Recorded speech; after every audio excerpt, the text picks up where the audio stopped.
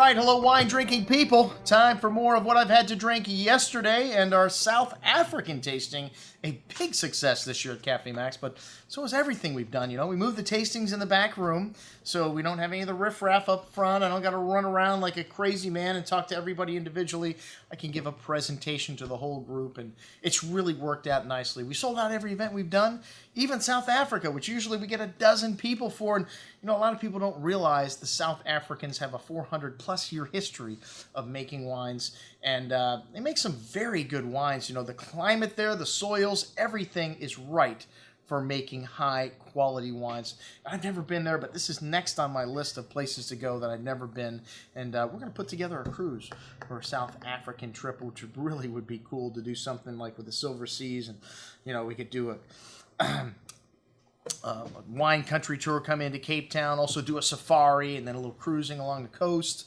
I'm going to put it together in the next year or so, man, I'm telling you, because the wines that we have been getting recently from South Africa just keep getting better and better. And rumor has it the really good stuff doesn't leave South Africa because they have a thriving tourist industry. Anyways, we started out with something kind of unique, a rosé of Cabernet Sauvignon from Mulderbosch Winery, and they're relatively new. They've only been around since 1989, but considered one of South Africa's foremost producers here. In 2011, they were purchased by the California-based investment company Terroir Capital, and Charles Banks at the helm there, a young screaming eagle at one time.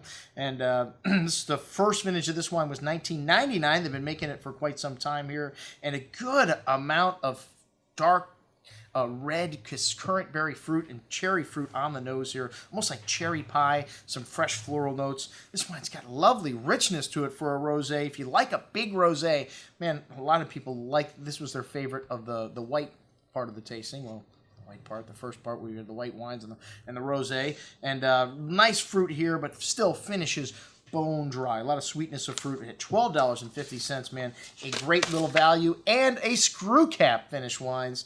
We love the screw cap, and Erniel's also in a screw cap. This is the Big Easy Chenin Blanc, and 100% Chenin Blanc, one of the grapes they do very well down here. And, you know, it's more in the style, I don't want to say of a Vouvray, but not a sweet Vouvray, because Chenin Blanc can be very acidic, and this wine, not very acidic, had a lot of nice fruit, tropical fruit, guava, melon, some pretty white floral notes, and a nice coral fruit on the mid-palate there, kind of refreshing mineral nuance on the finish, but a very forward and drinkable style of Chenin, thus the name, the Big Easy. Very good juice at $18.75. The Chardonnay from Mulderbosch up next. This wine does see a little bit of oak.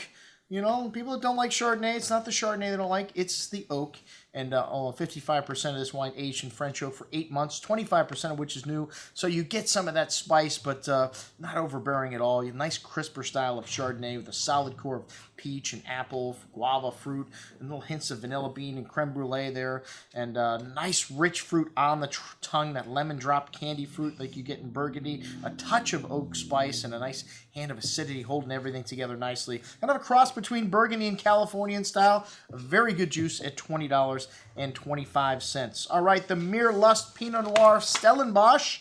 The Merlot estate has been the pride of the Mayberg family since 1756. Like I said, it's amazing the history they have in making wine, and they're now the 8th generation of this family are custodians of this land.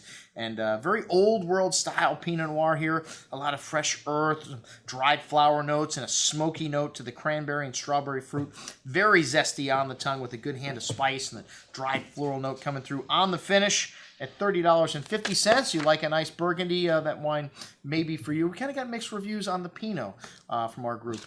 The Thelema Mountain Red, talk about mixed reviews. Wow, this was an old fruit farm in 1983. It was bought by Giles Webb, and then they restored it and planted vineyards, and the first wines were released under this label in 1988. And Rudy Schulze is now making the wine here. This is a unique blend of Shiraz, Cabernet, Grenache, Petit Verdot, Merlot, Cabernet Franc. So kind of like a Rhone and a Bordeaux blend thrown together, and had a really unique nose here, more savory kind of red with some peppery spice and some light smoky notes here also, some bitter cocoa, some fresh earth. Kind of really unique bouquet of aromas there. On the palate, silky smooth, lighter red, like I mentioned, very refreshing, that earthy nuance from the nose coming through on the finish. And like I said, a bit polarizing with the group, though. Some people did not like it at all. Some people was their favorite wine, and especially looking at the price at $15.75. $1.75. Ernie Els Merlot up next. This is 100% Merlot. Ernie Els. Well, you know, there's a lot of these celebrities, these sports stars getting into making wine. He did it right. He bought vineyards, built a winery, said, I'm in this business for the long haul. I'm not just going to buy juice and make it in some custom crush facility. And very hard to make 100% Merlot into a great wine. A lot of people use this as a blending grape or blend something in with it, but this wine came through to me as a great example of what an old world style Merlot should be like. Really dark plum fruit, cigar box spice, dark cocoa, some wild, some herbs, some soy, a little bit of animal coming through there. Really ripe and plump fruit on the tongue, but a good hand of that earth showing through there, and spice, and more than a crowd pleaser style Merlot. And this wine also is a bit polarizing. Some people just loved it, and some people didn't like it at all. I thought it was very good at $24.75. And we'll have that wine on the shelf. I ordered it. It's one I would like to drink. Merlot doesn't have the tannins of Cab, but has wonderful acidity. So I think that wine will age very well. The Rudy Schulze Syrah up next.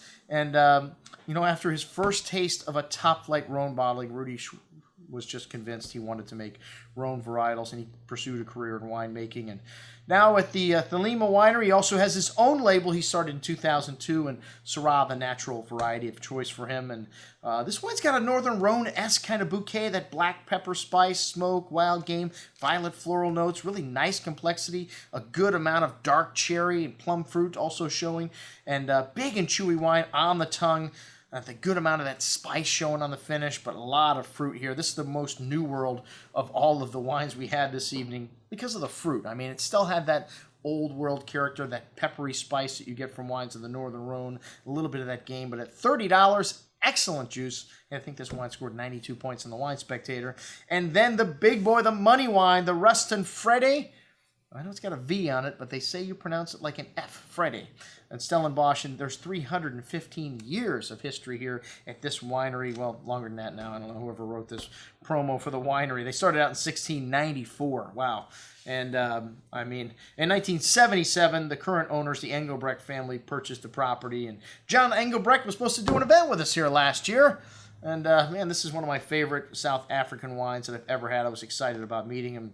But, you know, I don't know how many seats he would have sold to a Rustenberg dinner. Most people still don't know, I mean, the top wines of South Africa. And a lot of people consider South African wines, not so good because of this Pinotage varietal, which they've stuck their flag in and called it their own, a cross between Cinsault and Pinot Noir, which someone in the group was arguing with me that it was a cross between Hermitage and Pinot, and there's no Hermitage grape. Hermitage is a region in the Northern Rhone where they grow Syrah. Anyways, it is, look it up. Ask anybody that knows Syrah. It's a Pinot Noir and Cinsault. Anyways, this wine has neither Pinot Noir nor Cinsault in it, nor Pinotage. That's why it's one of the best wines from South Africa. Cabernet Sauvignon, Shiraz, and Merlot. Three of the best grapes that they do in the red category, and a really lovely bouquet to this wine of cedar, cigar box spice, dark cherry fruits, really Bordeaux-like aromas. I love that Syrah in the mix here with the Bordeaux blends in South Africa, and wonderful structure on the palate here. This wine's got a firm hand of tannins, but ripe and round, echoing that fruit and spice and cedar notes through the finish. Really long, excellent juice at $49.50. That's what we had to drink at our South African tasting at Cafe Maxx. I'm your host, Andrew Lampasoni, signing off for the Wine Watch, saying remember, always drink the good stuff first.